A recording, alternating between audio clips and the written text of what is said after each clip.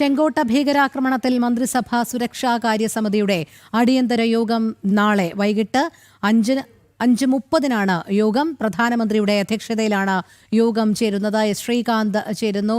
ശ്രീകാന്ത്, ചെങ്കോട്ട സ്ഫോടനത്തിന്റെ പശ്ചാത്തലത്തിൽ വിവിധ യോഗങ്ങൾ ചേർന്നുകൊണ്ടിരിക്കുകയാണ്. അതിൽ അടിയന്തര മന്ത്രിസഭാ സുരക്ഷാ സമിതിയുടെ യോഗം നാളെ വൈകിട്ടെന്നാണ് മനസ്സിലാക്കാൻ കഴിയുന്നത്. എന്താണ് ഇതുമായി ബന്ധപ്പെട്ട വിവരങ്ങൾ?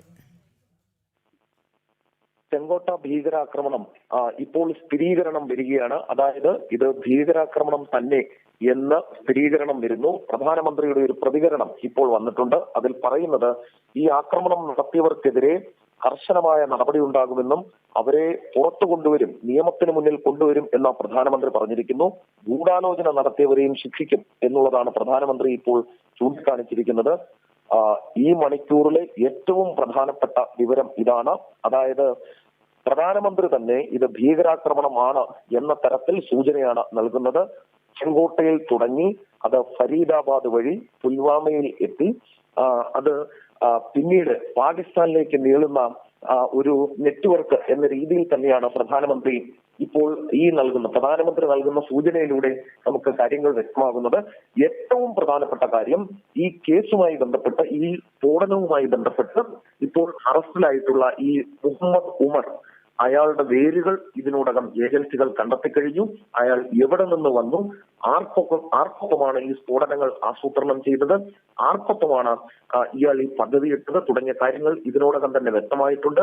പ്രധാനമന്ത്രിയുടെ വാണിംഗ് ഇതിനു മുൻപുണ്ടായ മുഴുവൻ സംഭവങ്ങളിലും നമ്മുടെ രാജ്യത്തിന്റെ പ്രധാനമന്ത്രി ആ വിഷയങ്ങളിൽ ഇടപെടുകയും ഈ രാജ്യത്തെ ജനതയ്ക്ക് ഉറപ്പ് നൽകുകയും ചെയ്തിരുന്നു. ഇത് പുതിയ ഇന്ത്യയാണ്, ഏത് അടിക്കും തിരിച്ചടി ഉണ്ടാകും എന്ന് കൃത്യമായ മറുപടി നൽകിയിട്ടുള്ള പ്രധാനമന്ത്രിയാണ് ഇന്ത്യ ഭരിക്കുന്നത്. ഇന്നിതാ അദ്ദേഹം പറയുന്നു, ഇതിന് പിന്നിൽ പ്രവർത്തിച്ചവർ ആരായിരുന്നാലും അവർ അക്കൗണ്ടബിൾ ആയിരിക്കും ഇതിൽ എന്നാണ് പ്രധാനമന്ത്രി ഇപ്പോൾ ചൂണ്ടിക്കാണിക്കുന്നത്. കർശനമായ ശിക്ഷാ നടപടി ഉണ്ടാകും, ഗൂഢാലോചകരെ പുറത്തു കൊണ്ടുവരും എന്ന് അദ്ദേഹം പറയുന്നു. നാളെ CCS മീറ്റിംഗ് വിളിച്ചിട്ടുണ്ട് വൈകിട്ട് 5:30. അതായത് അടിയന്തര സാഹചര്യങ്ങൾക്കുള്ള സുരക്ഷാകാര്യ ക്യാബിനറ്റ് യോഗമാണ് ഇപ്പോൾ വിളിച്ചിട്ടുള്ളത്. പ്രധാനമന്ത്രിയുടെ അധ്യക്ഷതയിലാണ് ആ സുരക്ഷാകാര്യ ക്യാബിനറ്റ് യോഗം ചേരാൻ പോകുന്നത്. അതിനൊരൊറ്റ അർത്ഥമേ ഉള്ളൂ, ഇന്ത്യ തിരിച്ചടിക്കൊരുങ്ങുന്നു. ഇന്ത്യ സ്ഥിരീകരിച്ചിരിക്കുന്നു ഇത് ഭീകരാക്രമണമാണ്, ഇത് ചാക്രാക്രമണമാണ്, ഇത് പാക് സ്പോൺസേഡ് ഭീകരാക്രമണമാണ്. ഓപ്പറേഷൻ സിന്ദൂറിനുള്ള തിരിച്ചടി എന്ന നിലയിൽ നമ്മുടെ ആത്മാഭിമാനത്തെ മുറിവേൽപ്പിക്കാൻ ഇത് ഭീകര സംഘടനകൾ, ജെയ്ഷെ ഉൾപ്പെടെയുള്ള ഭീകര സംഘടനകൾ ചെയ്തതാണ്. എല്ലാ പിന്തുണയും നൽകിയത് പാകിസ്ഥാനാണ് എന്ന് ഇന്ത്യ സ്ഥിരീകരിച്ചിരിക്കുന്നു. ഈ രാജ്യത്തിന്റെ പ്രധാനമന്ത്രി തന്നെ തിരിച്ചടി ഉണ്ടാകും എന്ന് പറയുന്നു. അതിനൊരൊറ്റ അർത്ഥമേ ഉള്ളൂ, ഓപ്പറേഷൻ സിന്ദൂർ 2 ഏത് സമയത്തും നടക്കാം എന്നുള്ളതാണ്. പാകിസ്ഥാൻ ഭയപ്പാടിലാണ്. പാകിസ്ഥാൻ ഇപ്പോൾ റെഡ് അലേർട്ട് പ്രഖ്യാപിച്ചു എന്ന വിവരം കൂടി പുറത്തു വരുന്നുണ്ട്. ഏത് നിമിഷവും ഇന്ത്യയുടെ ഭാഗത്തു നിന്നും ഒരു തിരിച്ചടി പ്രതീക്ഷിക്കുന്നുണ്ട്. രോഹിണി, ചെങ്കോട്ടയിൽ നിന്നും ഫരീദാബാദ് വഴി പുൽവാമയിൽ എത്തി അതിന് ഏത് നിമിഷം പാകിസ്ഥാനിലേക്ക് പോകും എന്ന് മാത്രം നോക്കിയാൽ മതി. പുൽവാമയിൽ നടന്ന ആസൂത്രണം, പാകിസ്ഥാനിൽ നടന്ന ഗൂഢാലോചനയും ആസൂത്രണവും പുൽവാമയിലേക്ക് അത് കൈമാറുന്നു.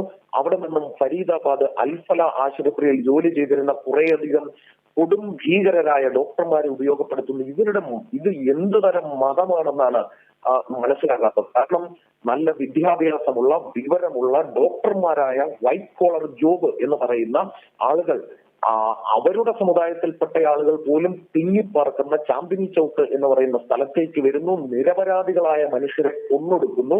അവിടെ ഇന്നലെ രാത്രി ഞാൻ പോയപ്പോൾ കണ്ടത് ശരീരഭാഗങ്ങൾ ചിതറിത്തെറിച്ച് കിടക്കുന്ന ശരീരഭാഗങ്ങൾ, തളം കെട്ടിക്കിടക്കുന്ന ചോര, കരിഞ്ഞ മാംസത്തിന്റെ ഗന്ധം നമുക്കവിടെ അനുഭവിക്കാൻ കഴിഞ്ഞിരുന്നു. അതിൽ മുസ്ലിം എന്നോ ഹിന്ദു എന്നോ ക്രിസ്ത്യാനിയെന്നോ ഒരു വ്യത്യാസവും ഉണ്ടായിരുന്നില്ല. അപ്പോൾ ഓർക്കണം, ഈ ഒരു മതത്തിന്റെ പേരിൽ ഇത്തരം ഒരു ഭീകരാക്രമണം ഒരു രാജ്യത്തിനുള്ളിൽ നടത്തിയത് ഉന്നത വിദ്യാഭ്യാസമുള്ളവരാണ്. ഏതെങ്കിലും തരത്തിൽ അവരെ മസ്തിഷ്ക പ്രക്ഷാളനം നടത്തിയതോ ഒന്നും തന്നെയാണ് എന്ന് കരുതാൻ കഴിയില്ല.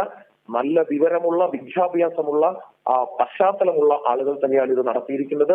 രാജ്യത്തിന്റെ പ്രധാനമന്ത്രി അത് സ്ഥിരീകരിച്ചിരിക്കുന്നു. അത് ഭീകരാക്രമണം തന്നെ എന്ന തരത്തിലാണ് അദ്ദേഹത്തിന്റെ പ്രതികരണം വരുന്നത്. കർശനമായ, ശക്തമായ നടപടി ഉണ്ടാകും എന്ന് അദ്ദേഹം പറയുന്നു. CCS മീറ്റിംഗ് വിളിച്ചിട്ടുള്ളത് നമ്മൾ ചെറുതായി കാണേണ്ട കാര്യമല്ല.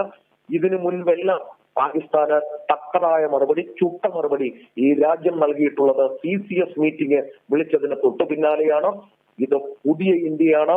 പാകിസ്ഥാനിൽ നിന്നുള്ള ഇത്തരം പിന്നിൽ നിന്നുള്ള കുത്ത് ഒരു കാരണവശാലും ഇന്ത്യ പുറപ്പെട്ടില്ല. 2014 ശേഷം ഈ രാജ്യ തലസ്ഥാനത്ത് മെട്രോ നഗരത്തിൽ നമ്മുടെ ആത്മാഭിമാനത്തിന് മുറിവേൽപ്പിച്ചുകൊണ്ട് ചെങ്കോട്ടയ്ക്ക് സമീപം ദേശീയ പതാക ഉയർത്തുന്ന സ്ഥലത്ത് പ്രധാനമന്ത്രിമാർ ഈ രാഷ്ട്രത്തെ സ്വാതന്ത്ര്യ ദിനത്തിൽ അഭിസംബോധന ചെയ്യുന്ന സ്ഥലത്താണ് സ്ഫോടനം നടന്നിട്ടുള്ളത്. പാകിസ്ഥാൻ അനുഭവിക്കാൻ പോകുന്നത്, ജെയ്ഷെ അനുഭവിക്കാൻ പോകുന്നത് അതിശക്തമായ തിരിച്ചടിയായിരിക്കും. രോഹിണി, ഒരു കാര്യം കൂടി പറയാം.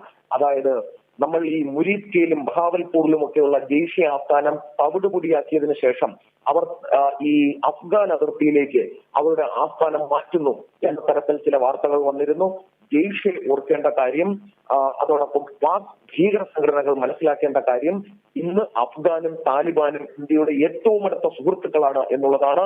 ബഗ്രാം എയർബേസിൽ ഇന്ത്യൻ വിമാനങ്ങൾ ഇറങ്ങുന്നതിന് മാത്രമാണ് അനുമതിയുള്ളത്. അവിടെ നിന്നും സുഖോയും റഫേലും ഒക്കെ ഉയർന്നു പോകുന്നതിനും അവിടെ നിന്നും സുഖോയിലും റഫേലിലും ഒക്കെ ബ്രഹ്മോസ് ഘടിപ്പിച്ച് ഈ മുരീദ്കയിലും ബഹാവൽപൂരിൽ നിന്നും ഒളിച്ചോടിയ ദേശീയ നേതാക്കളെ ലക്ഷ്യം വെക്കുന്നതിനും നിമിഷ നേരം മതി എന്നുള്ള കാര്യം കൂടി ഓർക്കണം. അതിശക്തമായ തിരിച്ചടി കാത്തിരിക്കുന്നു. ജെയ്ഷെ സ്പോൺസേഡ് ടെറർ ആണ് നടന്നിട്ടുള്ളത്. ഫിഡായിൻ അറ്റാക്ക് ആണ്, അതായത് ചാവേർ ആക്രമണം എന്ന് തന്നെ വിശേഷിപ്പിക്കാവുന്ന ആക്രമണമാണ് നടന്നത്. CCS മീറ്റിംഗിൽ നിർണായക തീരുമാനമുണ്ടാകും. അത് പാകിസ്ഥാൻ അനുഭവിക്കാൻ, ഏറ്റുവാങ്ങാൻ പോകുന്നതേയുള്ളൂ. അതെ, ശ്രീകാന്താണ് വിവരങ്ങൾ നൽകിയത്.